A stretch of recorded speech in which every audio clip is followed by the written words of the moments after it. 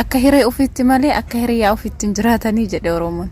Eenyullee si madaaluufis ta'e si qeequuf mirgan qabu. Sababiin isaas dhuguma maal keessa akkati dabarte guyyaa kana geesse eenyulleen hin beeku. Seenaa kee beekuu danda'u. Garuu halkan ati guyyaa sitti fakkaatee dabarsitee fi guyyaan halkan sitti fakkaatee dabarsite sana immoo eenyuyyuu hubachuu hin danda'u. Dhukkubbii keessoo kee kan sagalee hin qabne kan eenyu siif hin hubanne rakkoo yeroo dheeraa ka keessa keetti qabatte kan namni siif hin agarre ka ati dabarsite siifi rabbii kee qofatu walitti beeka. Hiriyoonni bara kanaa hiriyaa kooti jettee kanatti itti mattu hiriyaan durii kafana ta'ee ka dhoksu hiriyaan ammoo qilleensa ta'ee si facaasa. So waan hicciitiidha jettee yaaddu tokko of keessatti qabattee ofiin hoogganuun dirqama ilma namummaati, dirqama keetis. Hicciitii kee gaafa hooggante nama hunda caalta.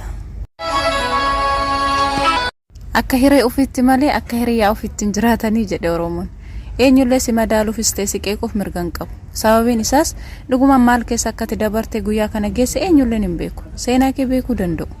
Garuu halkan ati guyyaa sitti fakkaatee dabarsitee fi guyyaan halkan sitti fakkaatee dabarsite sana immoo eenyuyyuu hubachuu hin danda'u. Dhukkubbii keessoo kee kan sagalee hin qabne kan eenyu siif hin hubanne rakkoo yeroo dheeraa ka keessa keetti qabatte kan namni siif hin agarre ka ati dabarsite siifi rabbii kee qofatu walitti beeka. Hiriyoonni bara kanaa hiriyaa kooti jettee kanatti itti mattu hiriyaan durii kafana ta'ee ka dhoksu hiriyaan ammoo qilleensa ta'ee si facaasa. So waan hicciitiidha jettee yaaddu tokko of keessatti qabattee ofiin hoogganuun dirqama ilma namummaati, dirqama keetis. Hicciitii kee gaafa hooggante nama hunda caalta.